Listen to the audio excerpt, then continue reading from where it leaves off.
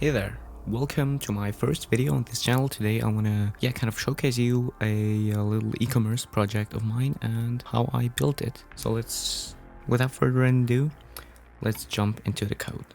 This is our code base. As you can see, I've built the app with SvelteKit. I originally built it with React. This is my code base for the React repository. Yeah, I built it with React. Then I was unhappy because React is not a meta framework, so I wanted to use a meta framework like Next or, in this case, SvelteKit. And yeah, I think SvelteKit is a very cool thing. It was my first full stack project, I would just say, in SvelteKit. So yeah, let's jump right into the website. We got the website right here, and I can showcase it to you. We can purchase some products. Okay, well, that's already in my cart. That's nice. So yeah, we can add something to my cart. And then I got that one, and I got all these products right here. The checkout is handled by Stripe, as it says here. So we can type in the email, some test credit card. This of course is not my own credit card. And just type in Gram, and let's see, it's like magic. Your order was placed. We get a route /success, and we get URL params ID equals CS test, blah blah blah. And yeah, from that it basically fetches the order information, which is very cool. So yeah, how did I do this? I think we're gonna go down the tree from like just the page, which is simple. It's just that thing right here. Not that much to talk about. These things, they're all components. In my lib folder, we got it is, I think, panel.svelte. Yeah, it is panel.svelte. I also got this products.ts right here. Yeah, we got this products.ts. We got cart.ts, which is for handling all the cart logic, which I'm gonna talk about later. Products, again, simple, just like that thing here in markup, and some products rendered here. It's just like I'm just mapping over the array and over all the objects, and then I'm showing them right here. So yeah, then I think probably info page is the most boring page because I don't have any JavaScript running in here. So yeah, in the product page I got basically 3 images always. And I got this functionality to add something to the cart. So yeah, that's where it gets kind of interesting. So now if I go ahead into cart.ts, we basically got some, it's like in React, when I used to do the React app with this project, I used create context or use context from React Context API. That's how it's called, I think. Here I don't really have that. I just have like all the functions are just like normal exported functions or normal exported array as it is here. So yeah, let's break down line by line. We got cart items, which is the array of cart items. If we go to application, we got this cart products thing, which is, I don't know why it's generated always, but it should be cart items. And if I now add this to the cart, you can see we have this cart items thing right here, which is quantity 1, because I plan to in the future always also do like a quantity thing, but currently our business model is more just like we sell 1 product at a time because it's a digital product, and who wants 4 instructions for a Lego model? I don't know. So then we have, so how am I doing this? There's just like the writables from SvelteKit, but I'm kind of using it. There's this local storage store thing right here from Skeleton Labs, which I'm using. And with that, I basically create a writable or create a store, and I'm simultaneously storing it in the local storage. So first got this add to cart function right here, where we just kind of get the items function, and then it takes an ID, which is parsed right here. You can see that in products slug page.svelte. You can see this right here. Add to cart product.id. Oops, it's gone.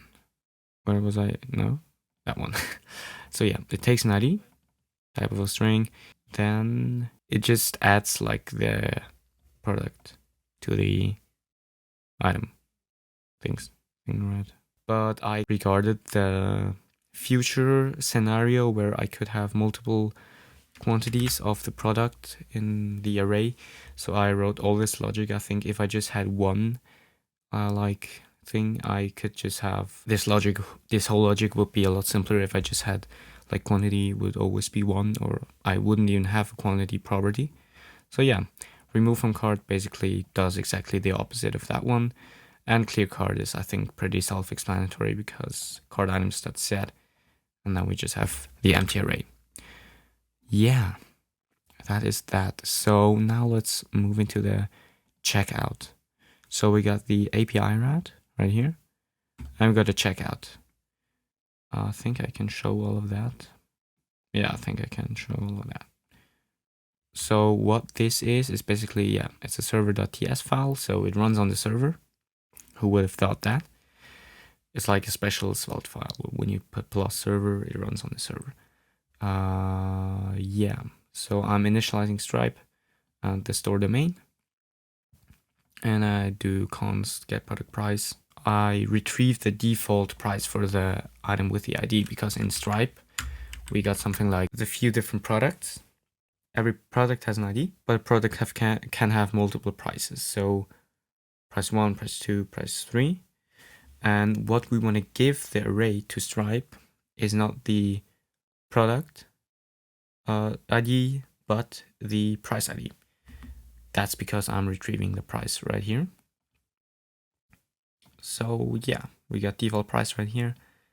And yeah. So then we got the post function. Post is like, it's just a HTTP request function, which is posting the Stripe checkout. So if we check out and click on this, which is in cart.svelte, I think. Checkout here. On click, checkout is right here. We basically make this fetch request to post. So yeah, let's go through that one. First of all, we got the data, which is sent in here. No, not in here, in here. We sent the data like here. And then it creates an array out of the items in the data object. In the object it is. And then we got line items. And line items is kind of what Stripe accepts you to send. Like all the items in your checkout are called line items. And yeah, here I'm just doing a for loop over all the items and push a line items. But the price, I do that one, get product price, and pass in the item.id, which I got from that one here. Okay, well, I can show it on the screen.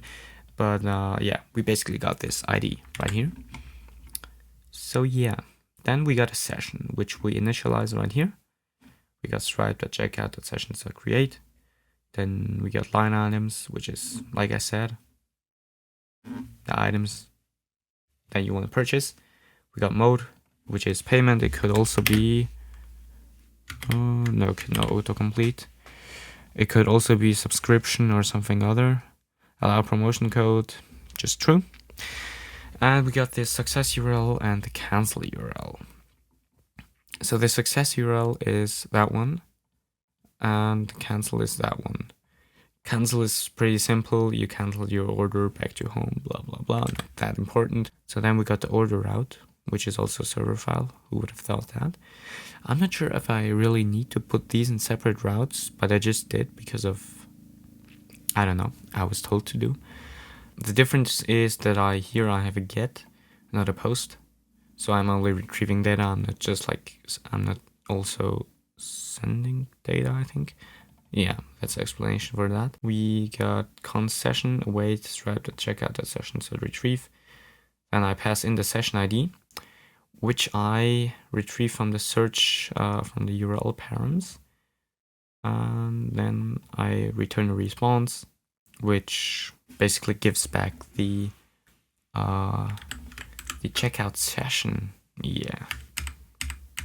And then we got this cool thing, and I also got a loading state right here, which is very neat. So yeah, that is that. This is, I think, the whole application. Like I said, this is my first full stack application, my first port from like React to SvelteKit, also my first, I think, production project in SvelteKit. You can view the source code for that on my GitHub. So we got wolf breaks v3.